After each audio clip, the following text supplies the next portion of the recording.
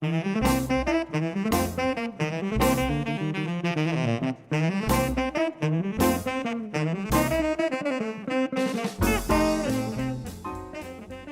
evening and welcome. It's Friday, it's 8 o'clock, and it's time for Buster's Virtual Jazz Club. That's right, we are live. It's live on YouTube. We're going out to infinity and beyond. Hope you've had a great week. I'd like to start off by saying a big thank you once again to all my regular subscribers on Patreon. You really do help me through the week, and it means a lot. I'd also like to, of course, thank all the people that make the donations every week as well through our little individual donations that you make, which you can do on PayPal. So you can pay either directly on PayPal, individual donations, or Visa is accepted through our Patreon. There's all the links will come up below. So thank you. That's very good. I've got some new merch. I don't know if I showed you. I've got my hats on, but I'm quite pleased with this. This is a new bit of merch. Look at that. So I'll be. This is called product placement. So I'll be sipping out of this throughout the evening. Lovely. So welcome. Yes, and we've got a great show tonight. Fantastic guest. My guest this evening, ladies and gentlemen, is an exceptionally gifted jazz musician. He's skilled in all areas of playing, composing, and arranging. He plays all of the flutes and all of the saxophones, and he leads several groups of his own of all sort of size ensembles, which we're going to look at. And he plays in both jazz and the classical fields. He composes works that he gets commissioned for, and arrangements as well for his own ensembles. He's worked alongside the likes of Abdullah Ibrahim, Freddie Hubbard, Phil Woods, Wynton Marsalis, Joe Lovano, Roy Hargrove, Louis Belson, Ed Thigpen, Billy Cobham, Ronnie Scott, Scott Hamilton, Ken Poplowski, Pepper Adams, Kenny Baker. He plays in the BBC Radio Big Band. He's played in the Burt Kampfer Orchestra, the Stan Tracy Big Band, Stan Tracy Septet. With his work with John Dankworth and Cleo Lane, and also plays in the John and Alec Dankworth Generation Big Band. And I mean, he's absolutely done it all. He's also a highly respected teacher. He's professor at the Royal College of Music and the Royal Academy of Music in London, and at the Birmingham Conservatoire. He's a consultant, composer and arranger for the ABRSM and Trinity College London, specialising in developing jazz and classical syllabuses for their exam syllabus. He's received many awards, including the Marty Paich Arranging Award, the John Dankworth Soloist Award, the Worshipful Company of Musicians Jazz Medal, and the British Jazz Awards for his jazz flute performances. And I'm pleased to say he's with us here now, live on YouTube. Ladies and gentlemen, please welcome the very wonderful Mr. Andy Panayi. Hello, mate. How are you? I'm fine. Thanks for having me here. It's very nice to be here. Well, thank you for joining us, and thank you for giving up your evening and sharing all your music with us. It's fantastic. You've done so much, Andy. It's just great. And of course, like a lot of people, we can just show a few little tasters of a few things from your various projects. So, but I usually start off by saying what you've been up to lately. But of course, we've all been through this sort of rather strange time, haven't we? And so I wondered, like, did you lose a lot of work over the last year or so? Did you have some tours cancelled? Have you managed to do some online teaching? Have you been writing? Some people find that they're doing some sessions. You did a session for me, actually, didn't you? I've just remembered. In fact, yes, that's right. I have been doing some sessions, but online, right? So recording, and like I did for you. So we should just say that you've very kindly recorded all the flute parts for my new book that's coming out. So I thought I'd get that in. Looking forward to hearing that. Yeah. Well, you did a great job, of course. I was very lucky to get you. So it's very kind of you. Yeah, it sounds fantastic. So it's been obviously a very weird year. I have fortunately been able to teach my students, all my college students, online. Great. That's been fine. I've also covered some other students that haven't been covered by some of their teachers. Right. They weren't prepared to do it for some reason. I don't know why. And I've been doing little recordings online as well, just for the students, just to keep them going. because it's such a tough time for them, So and obviously, no gigs. But I just try and keep my students going. Really, that's all I can do. And so you have this. I've seen you do these lockdown play-along videos things as well that you've been putting on YouTube, haven't you? Quite a lot of them, playing through tunes and just improvising. So you did that primarily for your students, did you? Is that what was the kind of?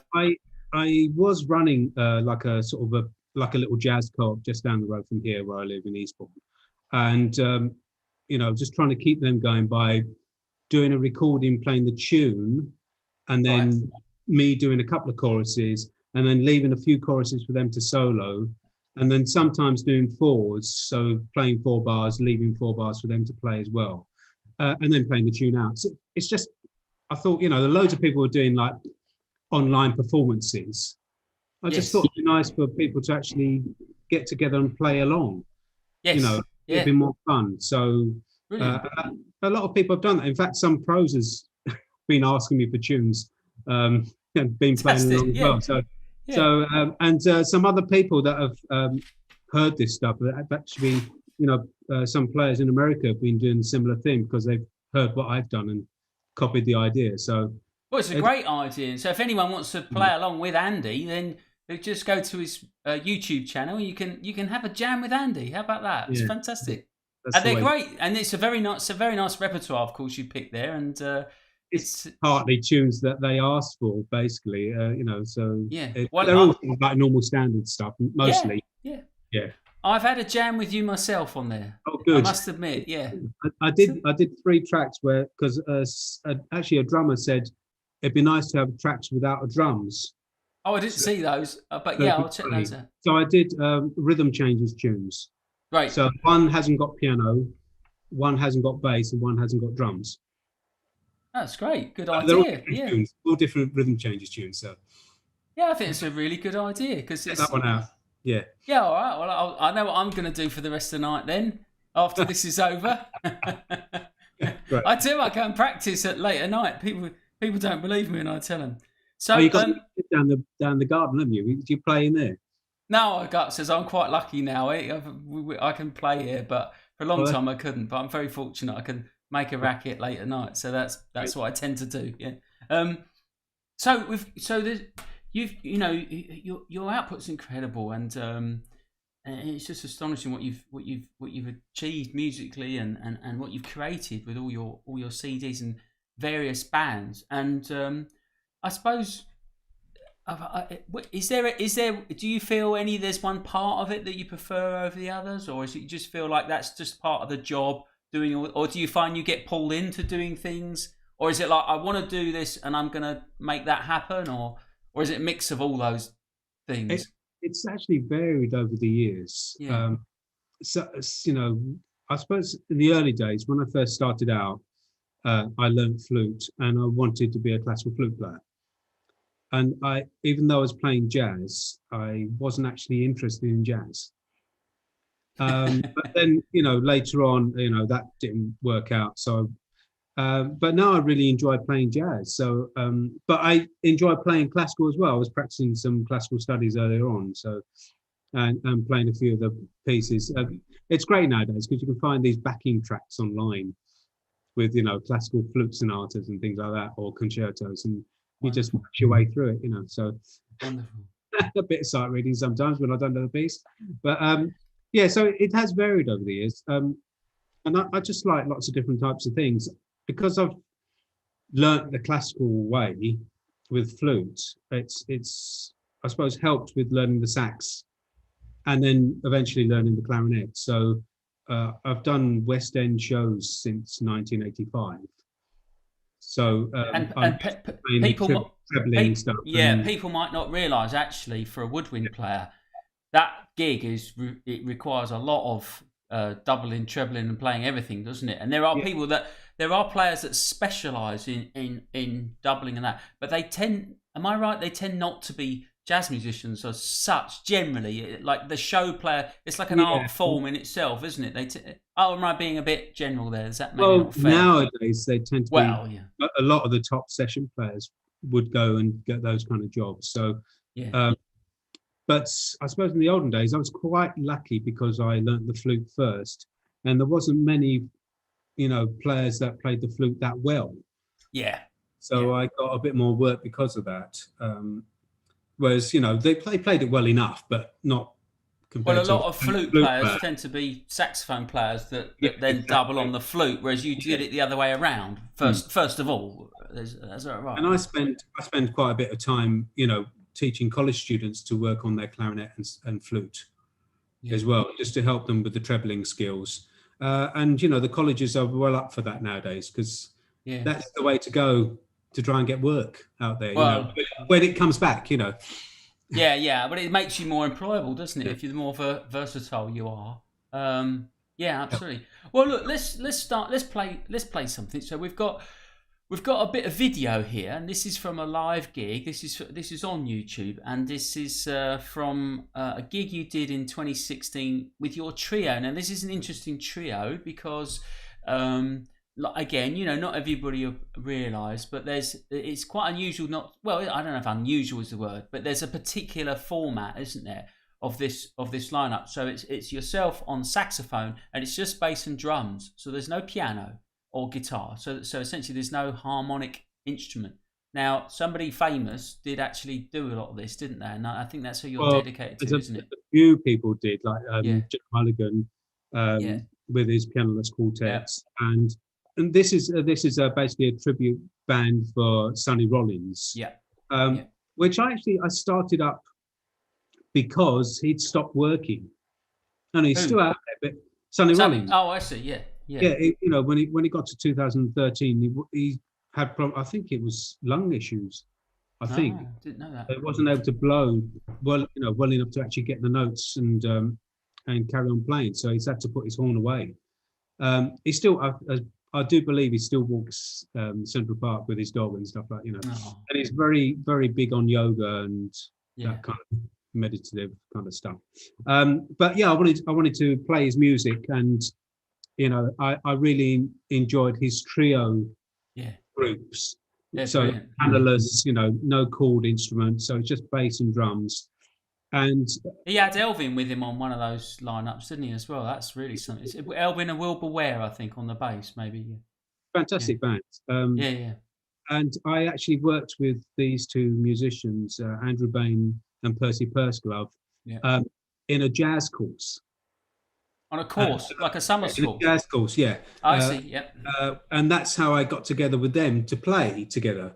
And I thought it'd be nice to, as I was teaching in Birmingham, and they both taught in Birmingham, it'd be nice to get them three, me and them two together to form this band. And we haven't done many gigs, but they've always been enjoyable. So it's a fairly recent project then, relatively. Yeah. And how do you find that do you find that you can stretch out more without the harmony there? Do you find it liberating, or do you feel like you've got to imply more harmony in your solo? So like you're a bit more locked to the changes. How do you feel about that in that scenario? It does free you up without the harmony instrument there. But I treat harmony and the tune as a guide. Okay, yeah. So it's not the be all and end all for me. Right. But I do tend to stick with it most of the time. Sometimes I just go off on one. But on the whole, it does tend to free you up anyway. And I've done a lot of pianoless with my quartet, for example. This we're going to play some of that. That's later. So, but before that, I was doing bass and drums and me on sax. So for quite a few years before that, I was doing that lineup. Not necessarily playing Sonny Rollins, but playing. I think it's quite interesting because this format it's just you and the bass and drums. That sort of Sonny thing where you're playing standards. That's actually quite free form, isn't it? Whereas the Jerry Mulligan thing with the two horns.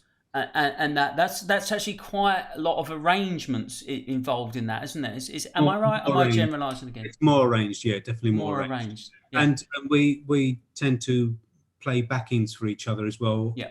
or create backings together behind the bass and stuff, or behind the drums.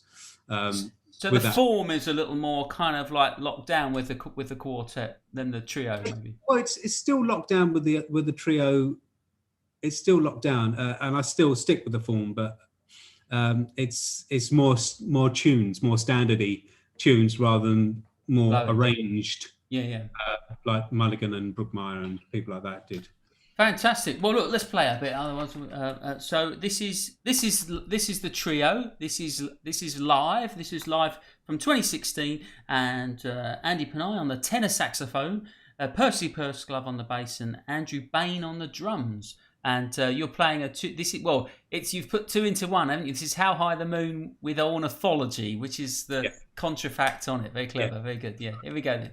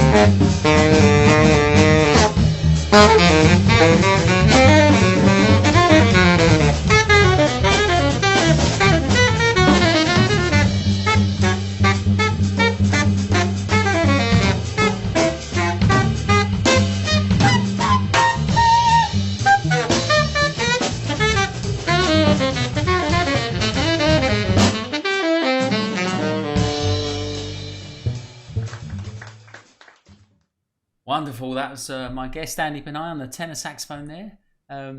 Sounds great, mate. Great trio. You obviously get along very well and have a great musical relationship there. Yeah. Good fun. Yeah. So you guys played at a summer school. Is that what you were just telling me? Yeah. When we first played together, that's where it was. Some school in Wales. What, and Glamorgan? No, it wasn't. I can't actually remember where it was. It's somewhere else. Okay. Several years ago, and then we got together, and I just thought it'd be nice to get them too, because they played together quite a lot before that. good to get. And that was the first time I found out that Percy played bass. Yeah, because he's a trumpet player, right? I mean, Yeah, and because he played trumpet in my big band before that. Right. And I had no idea he played bass. He really plays it, doesn't he? Sounds great. Yeah, he doesn't hold back. No, he plays really well. And we were just saying he's got the job in is it NDR? The NDR band, yeah. Which I mean, is it Bremen? I'm not sure. I think it might be, yeah. Yeah. So he's going to be. Is he gone? Is he, or is he on his way? Can he still go after? I don't know. Well, I saw a video of them doing a performance about a month and a half ago, I think. Oh, good. Well, we wish him well. And Nigel Hitchcock as well, doing first tenor on that as well, who played absolutely ridiculously as he always did. It was fantastic. Yeah, great players. So but this trio's not recorded. There's your cat. Yeah, mine will be in a minute. He's coming in.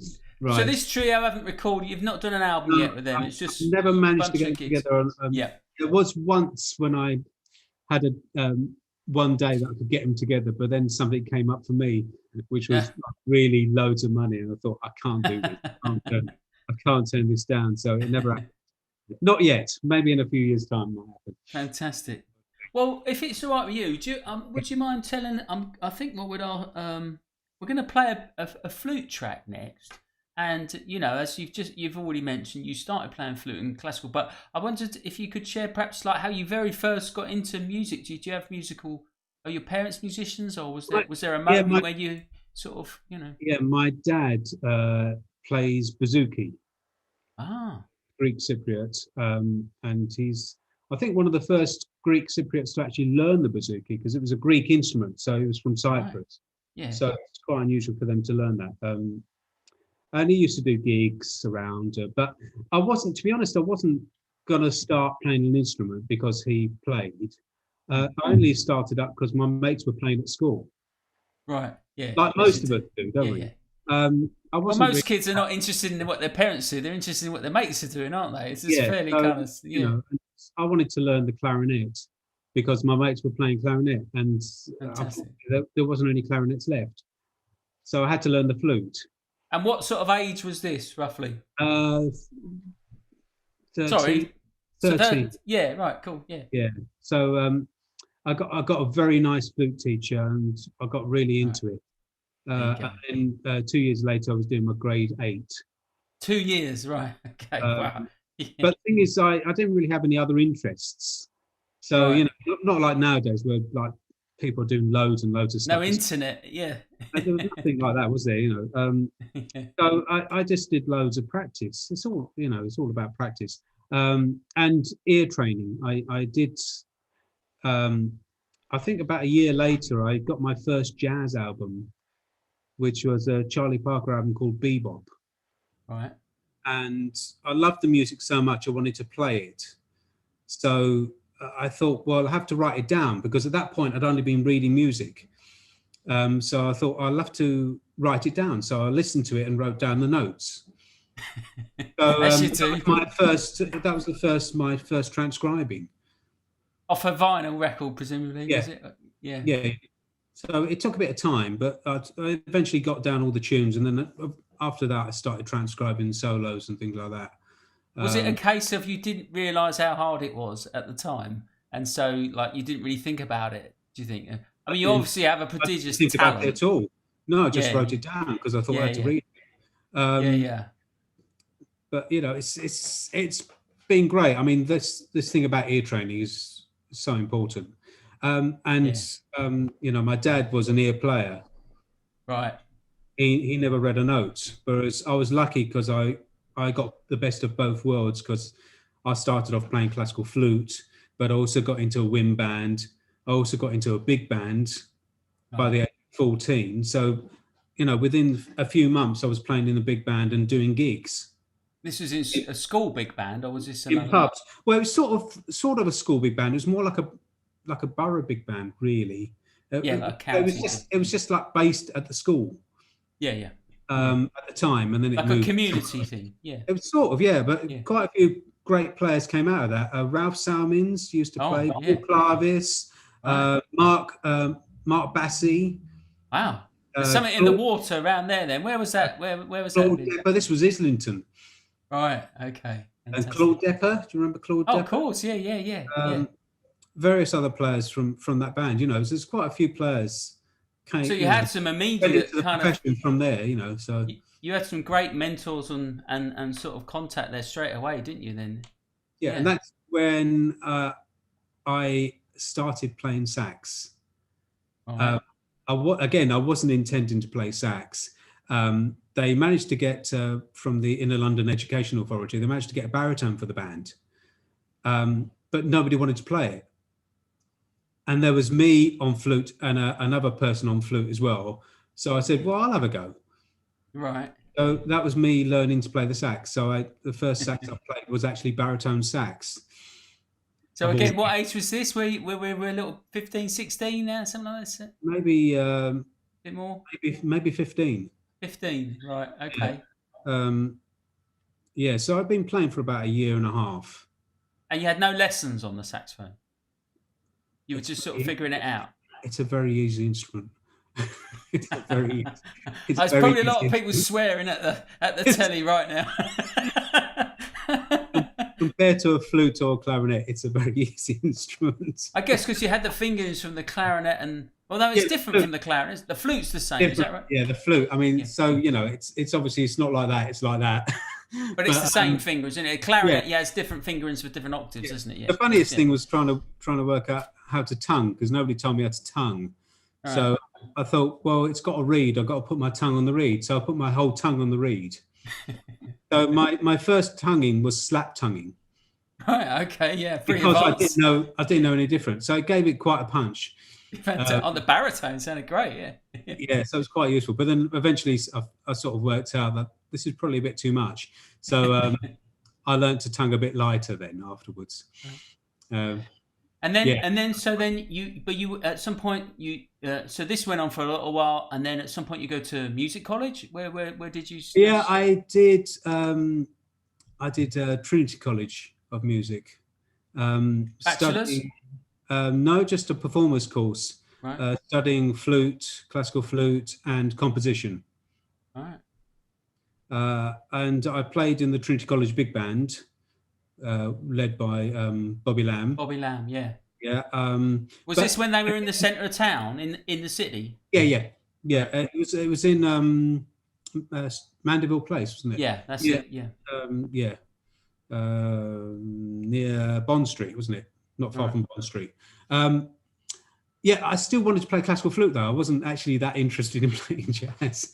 I was there to learn classical flute. So I've been quite lucky because I have been able to do bits and pieces of classical flute here and there. So, and I play in a Baroque ensemble as well. So that's all sort of Bach and all that kind of stuff with a violin and a viola da gamba and a harpsichord. And it's a beautiful sound. So I'm waiting for this pandemic to be over because we got a gig that we should have done back in March, and that got cancelled. Hey, Steve Lodder just got a harpsichord last year. Big one. Oh, fantastic. Sounds great. You should get together with him and have a play. I'm sure he'd love it. We get it tuned up, yeah. Yeah, no, he's tuned it. It's all great. He's done some YouTube videos, actually, if you want to check them out. Very good with the electric ones. Yeah, exactly. A bit different. Yeah. They don't go out. Yeah. But this lady who plays the harpsichord, it's a real harpsichord, so it's all tuned. It's really nice. So it's I don't know. Lots of different things have happened to me over the years. Going into shows and doing sessions. So you were out writing working music. I was writing music from early on as well. I did my first big band transcription when I was 17. And that was the Mel Lewis band. That James Mel Lewis thing, or yeah. One of those. Wow, and that's not easy music to transcribe. No, is it? That's easy. not like Basie or something, I think it was a Bob Minster chart, actually. Oh yeah, good. Crikey. Yeah, it was great, and I play it in my big band. So did it at any point occur to you like this is actually quite strange that I'm doing all these things, or is it was completely natural and you didn't really think? I mean, you clearly had a lot of talent, and to be able to do all that so think, early I think, without I much think guidance. I just did so much graft, and I've Yeah, probably inherited a good ear, but I built on that by you put doing the time in. Yeah, well, there you loads go, of folks. transcribing, loads Yeah, of transcribing, and listening to myself and recording myself as well to keep trying to improve my playing, very good. Yeah, which is really important, and it's quite painful, yeah. especially in those days. I mean, I probably didn't enjoy my playing for the first 15 years of my career. Yeah, labour of love. It took me Yeah, ages to sort of put that kind of criticality aside and learn to enjoy what I was doing. But I can yeah. do that now, so it's good. Uh, Glad to hear it. yes, Well, look, let's yeah, play some music. So we're gonna hear a bit your flute playing now, and this is a lovely album, and it's got this kind of beautiful bossa nova. Never Let Me Go. It's a lovely old standard, and this is you on flute in a quartet setting with I believe it's Dave Newton yeah, and Mark Hodgson and yeah, Steve Brown. Is that right? yes, yes. Again, fantastic trio. I mean, you know, a wonderful rhythm section. And this is from 2002. Does that sound right? I think that's right. Yeah, Yeah, Main Stem Records. This is on, yeah. and so this is Andy on playing some flute on a lovely bossa nova. Never Let Me Go. Let's just hear a bit of this, and then we'll come back and talk some more. Okay.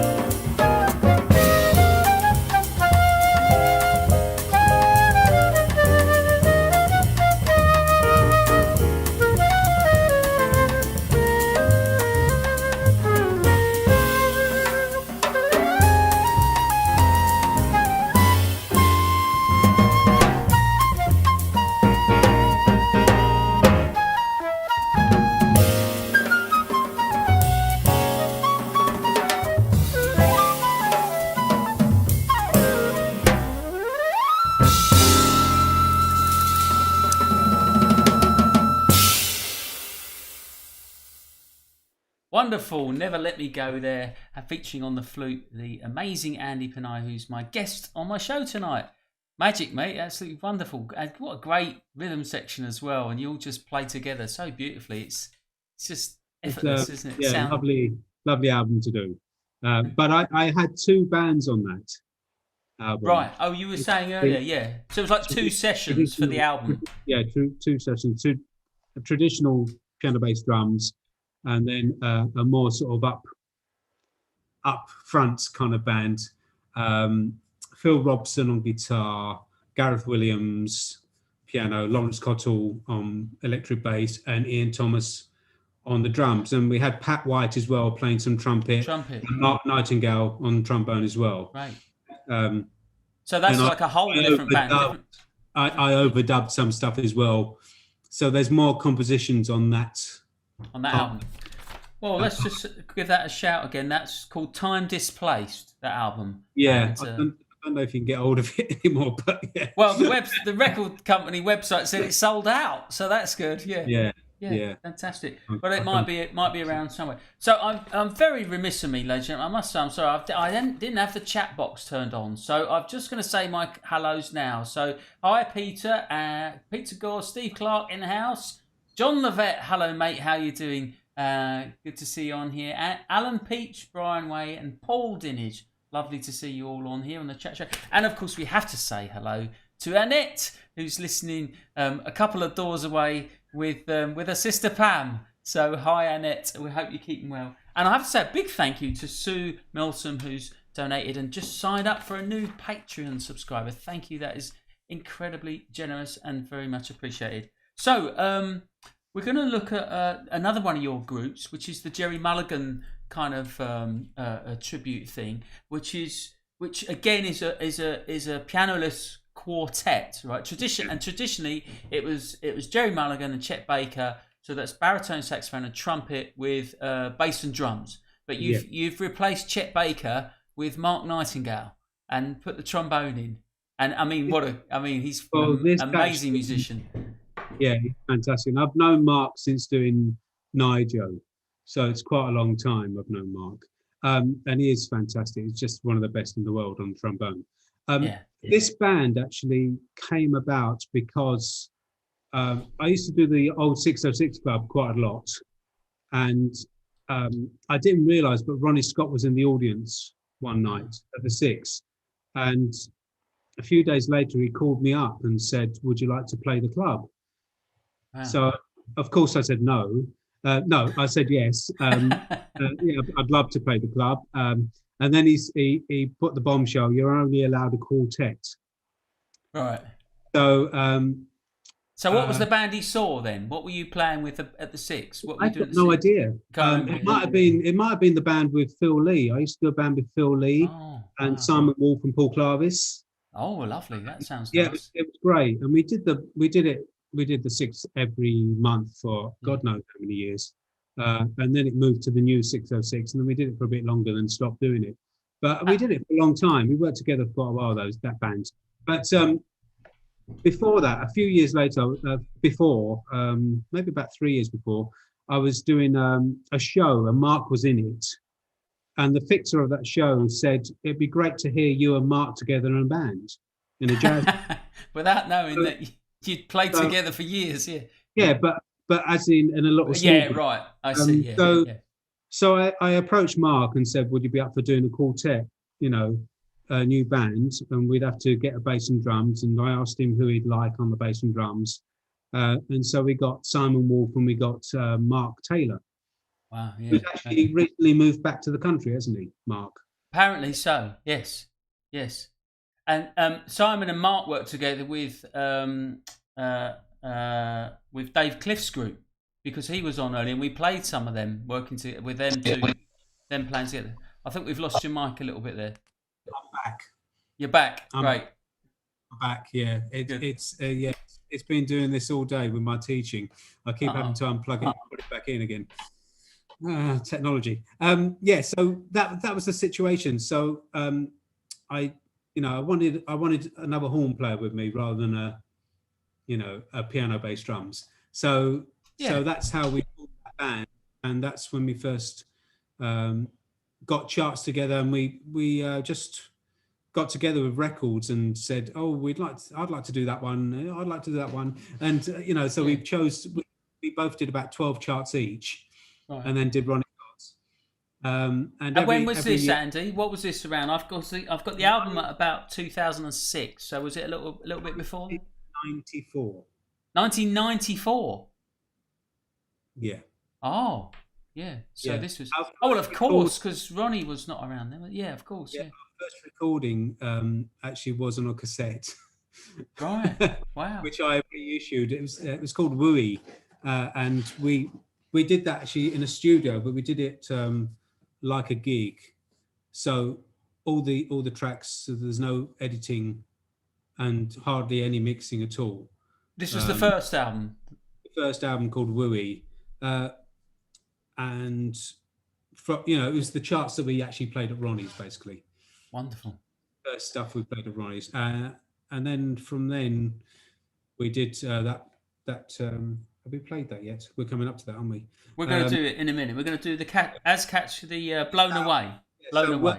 Ronnie's. I actually did an album at Ronnie's called Blown Away, and that was a bit of a disaster.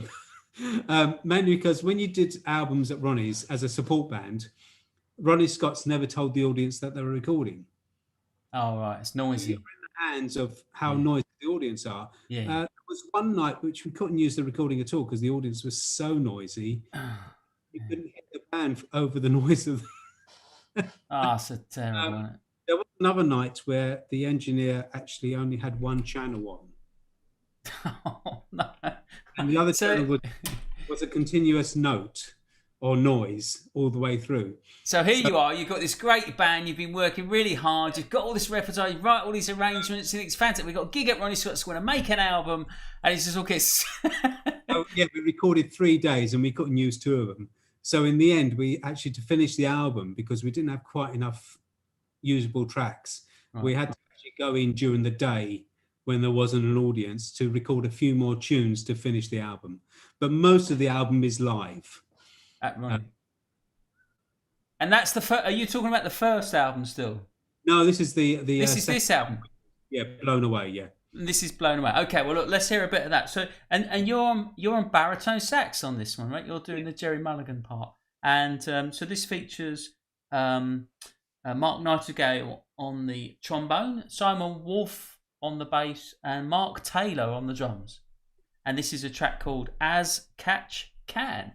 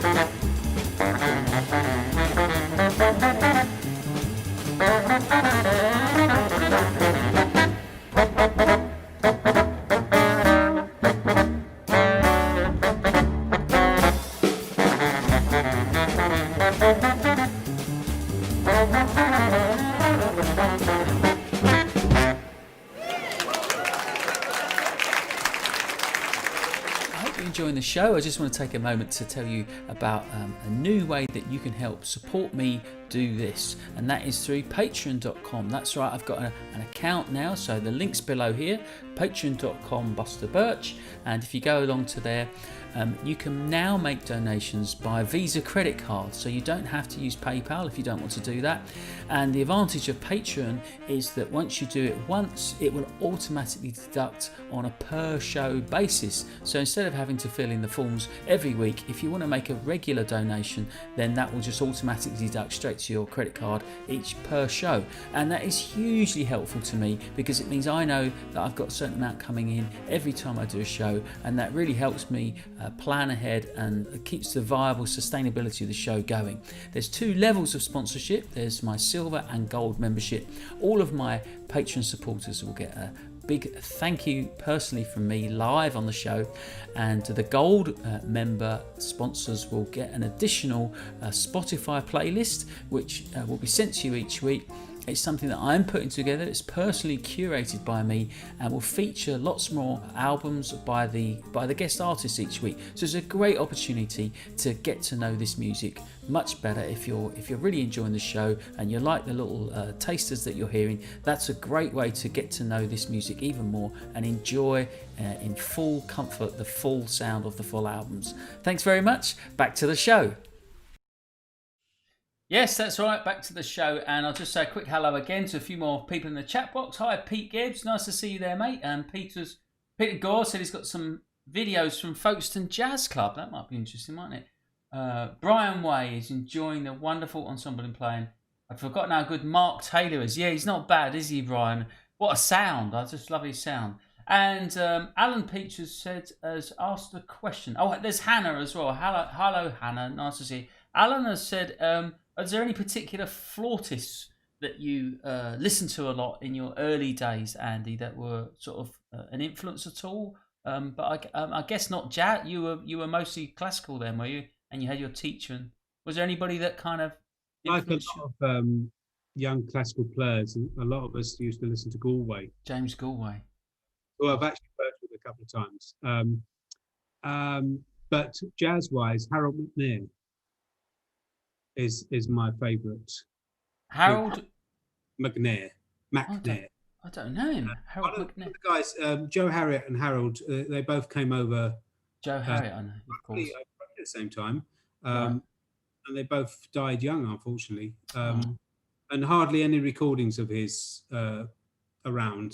But he was right. a fantastic swinging jazz flute player, one of the best. Harold McNair. I'm going to look him up. Yeah, he's mega, and you can catch some of his stuff on YouTube. It's just mega. Um, flute and nut. Flute and Nuts. Is that what it's called? Classic, Flute and classic. Nuts. Uh, As opposed to Fruit and Nuts. big band arrangements with him on flute. But he also was a great alto player as well. Great. Oh, well, there we go. That's very, very interesting. He taught himself flute. They played flute great. Ah. Yeah, and singing and playing at the same time as well. Oh, But yeah. just, the swing feel he got was just mega. And you don't really hear many flute players swing like that. And that really just made me want to swing for flutes. What about Roland Kerr? What do you ever think? Do you ever find him? What do you think? I never, I haven't really spent much time listening to Roland Kirk. I've heard bits and pieces, but There's an amazing thing of him on YouTube I saw recently of him doing all the sort of screaming and shouting and hollering and overblowing multiphonics and yeah, clicking the keys and unbelievable. amazing musician, yeah. But he wasn't On your radar. not at the time. I came No. across much later. Yeah.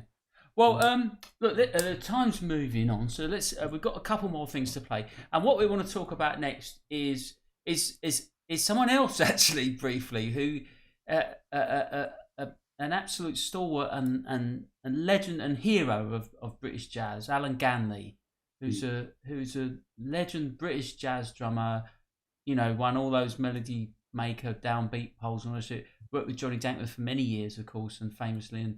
But not a lot of people, musicians know this, but not a lot of the public realise that he was, of course, a very fine arranger, big band arranger. Arranger and composer, yes. And composer, yeah. Fantastic. And he had created a body of work which was highly respected amongst the musicians around him, but that didn't get recorded much. Am I right? Or at all? It did get some. He had his own big band for quite a while, which I was lucky enough to play with a few times. And I knew about his writing because I worked with him with John Dankworth. And so I knew about his writing through that. And he'd spend quite a long time working on each piece. He was really studious about it. And it was just really, every piece was finely crafted, really well written. So whatever it was. And he didn't have the money to pay for his tunes to be recorded. And although the musicians were very willing to do it for nothing, he wouldn't do it. He wouldn't let them. He wouldn't let them work for free. He insisted. He passed away. And a few of us got together to try and organise making an album of his music. Not all of his music, obviously, because that would be several albums. So we got together and they decided to make me the MD for some reason. I don't know why, but got quite a few of the players that used to play in his band. So so I MD'd the recording. Fantastic. Which we all did it in one day, and then we got a little tour of 5 gigs, of which one of them was recorded. I don't know if it was videoed, but it was. There's some pictures. It was audio recorded. There's audio. Actually, I don't even know if I knew that it was being recorded, but. It's just that we're talking about the Concord Club, right? In Southampton. The Concord Club, yeah. So they play. I don't know if was it recorded or are they just playing one of the tracks? They might just be playing one of the tracks from the album with pictures from the Concord Club. Oh, you might be right there. Might be that. Yes. Because it's on YouTube and we found it, didn't we? And we're going to play this now. And it's a video from YouTube, but it's actually pictures. I think you're right. I think the pictures are from the concert, and the audio is from the CD, which is a slightly different arrangement. Only just very, very slight. But of course, the other thing we should mention, of course, that Alan was, famously just a very sweet, kind, gentle, lovely man. Unbelievably nice man. And he. I was lucky enough to get him to play my quartet as well when Mark wasn't free or Steve wasn't free. Brilliant. When he took over. So he did the band a couple of times, and he loved the band. He loved the quartet so much so that he rearranged one of his tunes that he did for a big band. He rearranged it for the quartet. Wonderful. So we have one of his tunes in the quartet, which is fantastic. I told you about when I went for a drum lesson. I phoned him up for a drum lesson, and I went round his house, and then I was there for like 2 hours, and he wouldn't let me pay him. He's such a nice guy. Yeah. So generous and so lovely. Yeah. The whole family is lovely. So this was a very special project. Alan had passed away, and this was a bunch of not just of top flight, cream of British jazz musicians getting together to pay tribute to Alan and to record his music and just to put it down to record it. It's a wonderful day.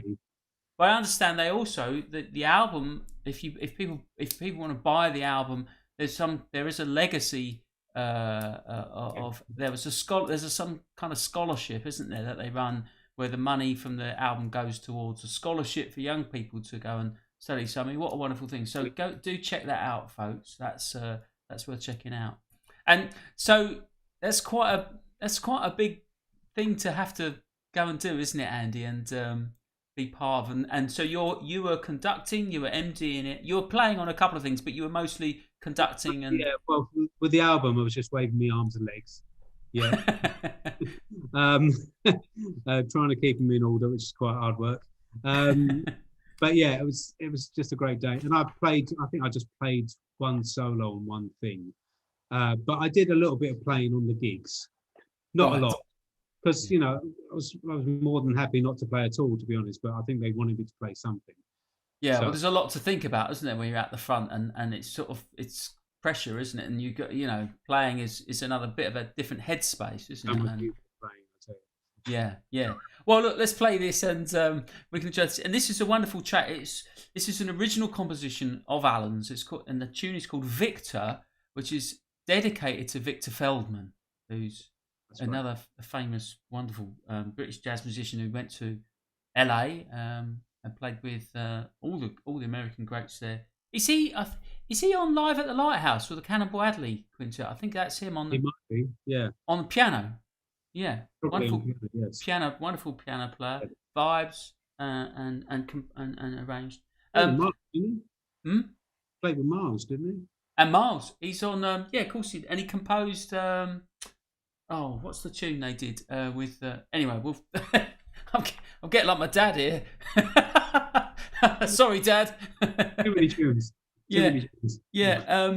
So this is it's an original composition, but also arranged for the band by Alan Ganley and performed by this stellar lineup. And this is the Legacy Band, the Alan Ganley Legacy Band. Here we go.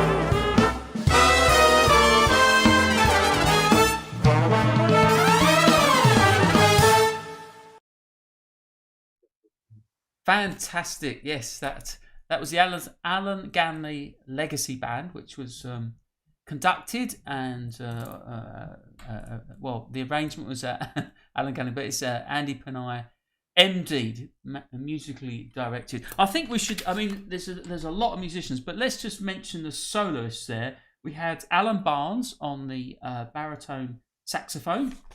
I did have these written out. What have I done with it? We had Henry Lowther on the trumpet, Mark Nightingale on the trombone, Malcolm Crease on the bass, and the fabulous Mike Smith on the drums. Great sound, yeah. And Paul Dinage has reminded us, yes, of course, the Victor Feldman tunes were Joshua and Seven Steps to Heaven, which, of course, as I was having my senior moments there. Alan Peach says that he enjoys Hubert Laws as well. Yeah, he's a great player. Great jazz flute player. Well worth checking out, yes. And also, he is a first study flute player. He's a proper flute player, as we say, yeah. He's done. Yeah. Him, also Lou Tabakin were like first flutes in orchestras. Yeah. There's something about the sound, I think, that it just shows through. You know, Roland Sutherland. Right. You know Roland, don't you? Not personally, but I know he is, yeah. Because we actually played flutes in the London School Symphony Orchestra together. Right. So it's going back quite a few years. And he was the first flute in that, so he was fantastic. A great sound, great classical. And I've covered some classical work that he had to dep out, you know. So great classical players. It helps with the technique, I think, and the sound of the instrument. Whereas a lot of jazz flute players or saxophone players that double on the flute, and they don't quite get a good tone. Not quite. What do you think about classical saxophone though? Because that's quite a different thing, isn't it? I think, and that, I mean, that really is very different from jazz saxophone in so many ways. Do you think the two can cross over? Quite? Is it a bit different from flute? I can see the classical flute playing the jazz, but the classical saxophone, it's such a completely different approach, isn't it? Is it? I don't know. I'm just. Yeah, I mean, it all depends on how you think about the sound or. Sound. If you've got the sound in your head, then you should do it. So I mean, for me, You mean play jazz? Get the sound of jazz in your head. Yeah, or the other way, or either way. Yeah. So, you know, when I'm playing my Baroque group, I'm not thinking swing, Phil. Right. I purely got the classical sound in my head to be able to do it. Yeah. And, well, this is the bottom line, isn't it? Yeah. You've got to listen to the records as well, haven't you? As well for jazz, and I think that's a mistake a lot of people make when they try to learn jazz. Sorry, mate, your mic's gone again. I think. Is it? I was just going to say, and for classical as well. You know, you need to listen to. It's whatever music you're working on. You need to listen really hard to it and try and emulate the right style and feel. I think, interestingly, Keith Jarrett, when he did all the Mozart, he played a lot of Mozart, didn't he, at one point? And he said he had to stop playing jazz because he had to just have focus on that and have that sound. What do you think about that? I mean, I don't know. I guess it's different for everyone. Yeah, it's different for everyone. I mean, I think he needed that separation because otherwise he'd start soloing over it. I think it would just be make him strict and not go off it. I think maybe that's, I don't know. It's different. Yeah. Oh no, I know. I just think it's interesting, isn't it? But you know, with this thing, classical sax, it's a very specific style of playing, which needs to be studied properly and listened to properly to be able to emulate it. But to go from classical sax to jazz sax again, you have to have that different sound in your head. Yes. Don't you? To be able to do both. Yes. You can't play jazz with classical feel. It doesn't work. I guess it's like rock drums and jazz drums. You know, it's a completely different approach and sound and everything. And the balance on the kit is all totally different. I think that's where I find a lot of students get mixed up because they read the notes or whatever and that. But it's like that's not, the information's not there, is it? Sound, you can't write sound down. You got to have it in your head. And that only comes through listening to the records. Got to be in your head. Yeah, that's right. Good point. Well, look, the time's marching on.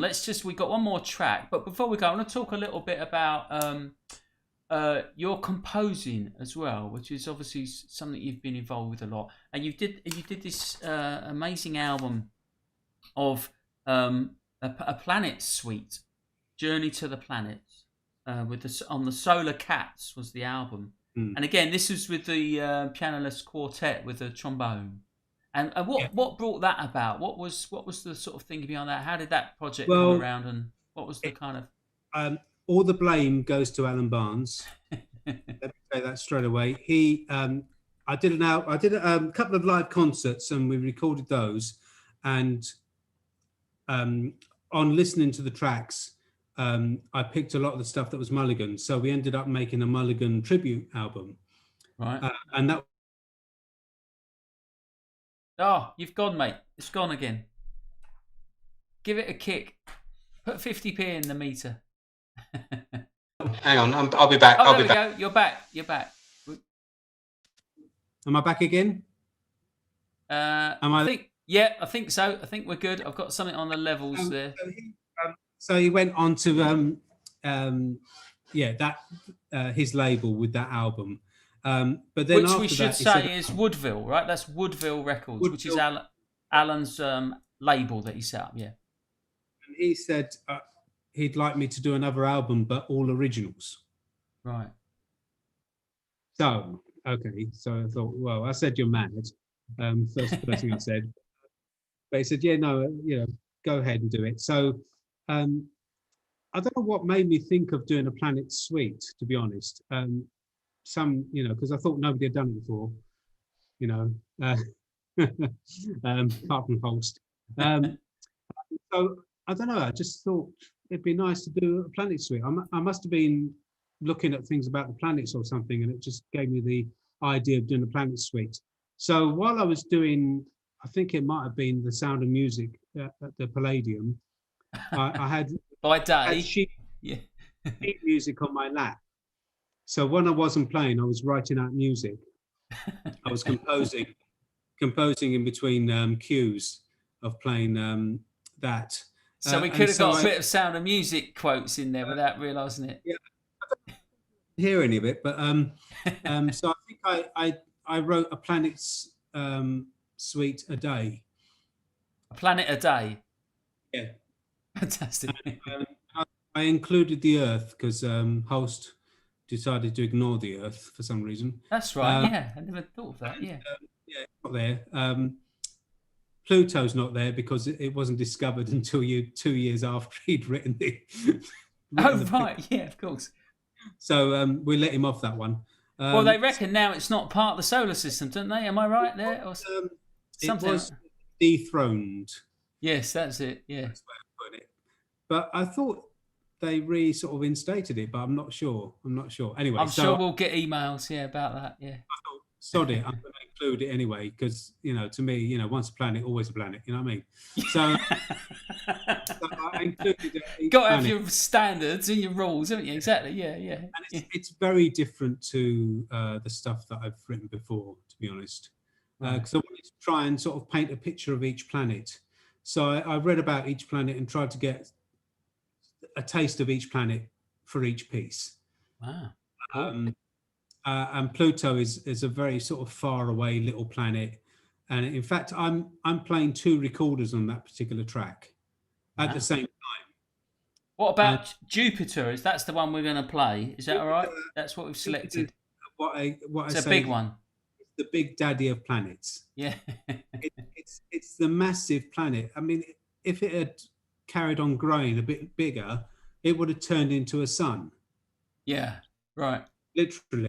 And we wouldn't be here. No. So, it did stop, because it was so big and such a magnetic force that things were drawn into it and still are. Wow. Which is a part of the protection that we have in this solar system. Jupiter is part of the protection that we have. But it's such anything big gets near it, it's going to be drawn into it. So we don't get so much dodgy things hitting the planet, Oh, I didn't know that. That's interesting. Well, that's what I think is happening anyway. I hope is happening as well. Good old Jupiter. I've always liked Jupiter. It's always one of my favourite of the planets. That was the big one.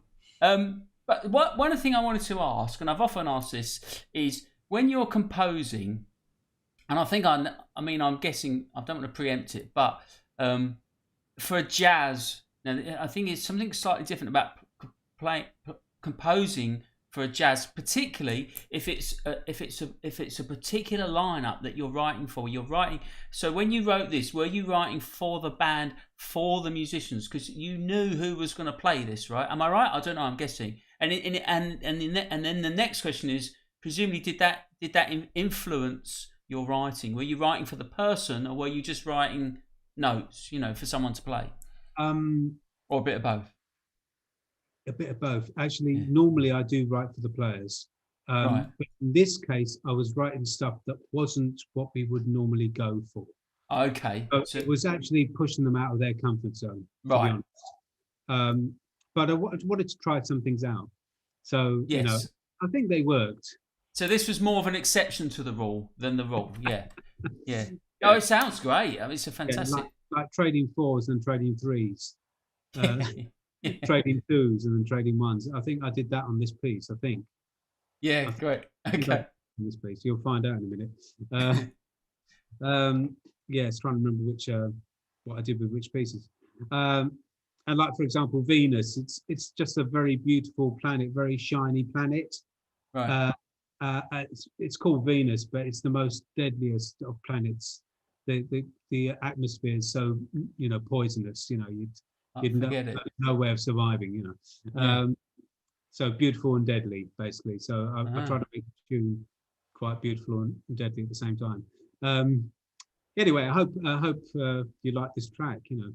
Well, we'll play a bit now, and what we're going to do is we're going to play out. But before we go, just got a few little mentions. So, well, first of all, thank you, Andy. It's been really great having you on the show. I've really enjoyed. I knew it would be, and your music and your output is incredible, and it's a real joy to play this music. And thank you for sharing it with us. Yeah.